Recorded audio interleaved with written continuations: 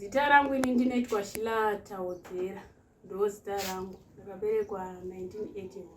Zvakanakira chimutsamapfihwa ndechekuti ini ndikashaya mwana wehanzvadzi yangu anoenda kunogara pamurume wangu achirera vana vangu, kurevera kuti chimutsamapfihwa ichi chandiri kutsanangura nezvazvo zvichirevera kuti zvandakashanda nemurume wangu zvisarasika kana kuenda kumutorwa, vana vangu vaone kurarama pamwe chete nemurume wangu. Nhamo dzinovavira, nhamo dzemudzinza, matambudziko anouya kuvana vangu zvakangofanana nekuti ini ndinenge ndiripo, ndiri mupenyu, ndinenge ndichiwaona. Ndo zvakanakira chimutsamapfihwa. Chakaipira zvakare kuti kunaivo vana amai, iyesu vana amai tinenge takada chimutsamapfihwa kuti aiwa mwana wehanzvadzi yangu aende pamurume wangu akanotarisa zvinenge zvakashandwa neni ndinenge ndakafa ini muridzi wezvinhu. Vanotanga futi zvakare kuda kukanganisa vana vangu kuitira kuti iye kwaanenge akabvawo mumusha matinenge takabva munenge maane marwisano echimutsamapfihwa kuti isu tiri kuda zvinhu zvakasiiwa nemufi uyu mwana wehanzvadzi yangu ini ndinenge ndakamuti aende anogara ipapo otanga kurwisana zvakare newedzinza.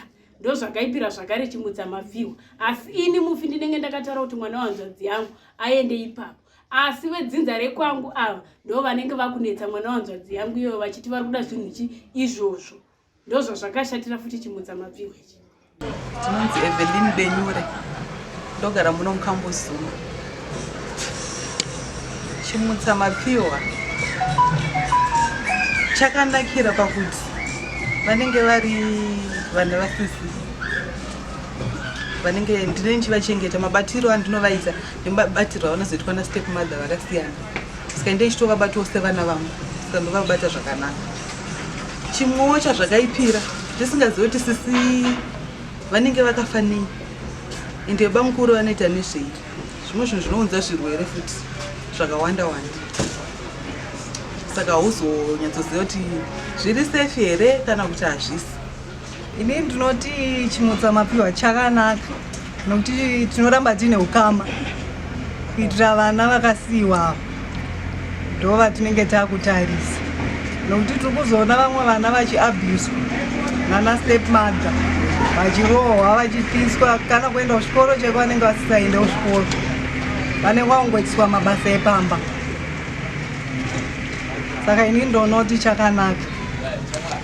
Saka muri kuti chimutsamapfihwa chakanaka. Sisi venyu kana nditete kana vashaika, imi moenda zvenyu munochengeta vana vasisi kana vatete venyu.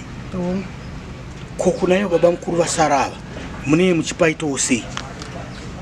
Ipapo ndo vanozonetsa manje. Teta kutaura nona bamukuru chonoti vari kuzvionawo sei. Vamwe bamukuru vanenge vainewo mudzimai vavada kuzotorawo, aiwa zvakanaka ipapo. Kana vadawo inini wacho zvinenge zvakangonakawo zvakadaro. Chatinoda toda kutarisa pamwana, pavana vasiiwa. Saka muri kuti imimi nababa mukuru mukataurirana henyu mukawirirana panyaya yekuti muchigara mese apa vana vanonyatsogara zvakanaka?